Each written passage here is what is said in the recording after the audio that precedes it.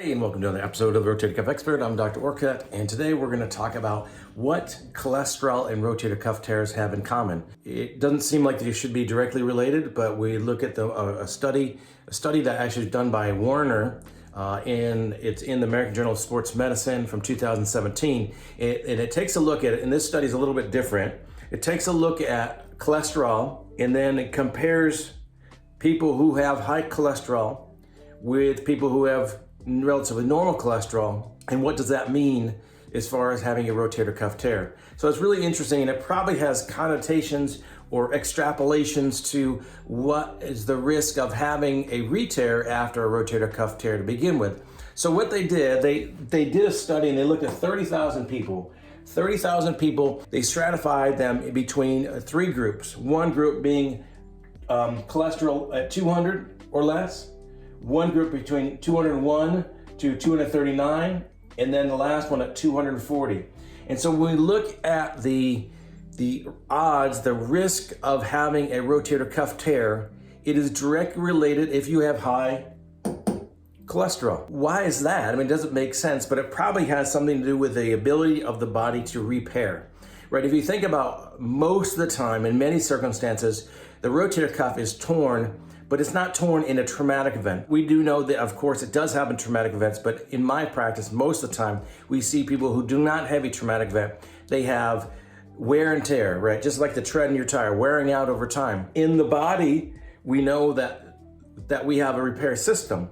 And so it looks as if, in this circumstance, that if you have a wear and tear problem for your rotator cuff, if you have high cholesterol, is that the mechanism of being able to repair the rotator cuff is hindered by high cholesterolemia. So if you have high cholesterol, then the body can't actually fix what it needs to fix. And if it can't fix what it needs to fix, over time, that little tiny tear, that partial thickness tear, we've talked about this before, partial thickness tear, we have a low grade partial thickness tear, we have a medium grade partial thickness tear, we have a high grade partial thickness tear, and then we have a full thickness tear. Most likely in my brain, what makes sense is we get a small partial thickness tear, and in most circumstances, in most bodies, the body can repair that. But if you have high cholesterol, there must be some inhibition of that ability to repair. And so that small tear becomes a bigger tear, and again, the body can't respond to it, the body can't repair it, and therefore that small tear becomes a little bit bigger tear, and it becomes a large tear, or at least that becomes a full thickness tear.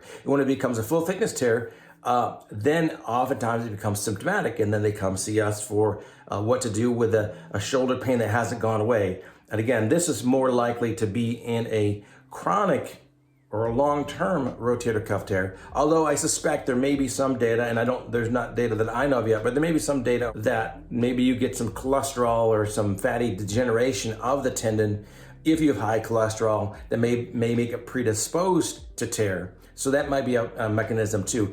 To me, it seems more likely that the repair mechanism is hindered by cholesterol. Except, and this is the number one, is really super important. So when they looked at people who had high cholesterol, however, they were on statins. Statins is a cholesterol-lowering medicine. Even if they're relatively high, but they're taking statins, then they did not find that increased risk of rotator cuff tear. So that's really important, right? It's really important for two reasons, I think. Taking care of your cholesterol isn't just about cholesterol, just isn't about heart disease, although that's important.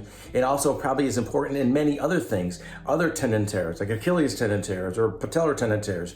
Certainly rotator cuff tears. It appears that if you have a higher cholesterol, you're gonna have a higher risk of having tear unless you take the statins. And the statins, even if the statins didn't technically lower your cholesterol, it must be doing something to the cholesterol, and therefore allowing the body to repair that rotator cuff, even in a light of having a higher cholesterol, if the statins are somewhat protective of that repair system. If you don't know if you have high cholesterol, go see your doctor, check it out. If you have high cholesterol and they recommend statins, think about it, and think about it not just because of the cardiovascular effects or the safety, but also think about it for the rotator cuff effects. And so making sure that your cholesterol is controlled, or at the very least on a statin, especially when you're recovering, it may make a difference between being able to repair and have that heal versus a re-tear. So hope this helps. Thank you. Please keep on asking questions. We have a few videos that are going to be coming out specifically in regards to questions that people have. So thanks again, and we'll see you next time.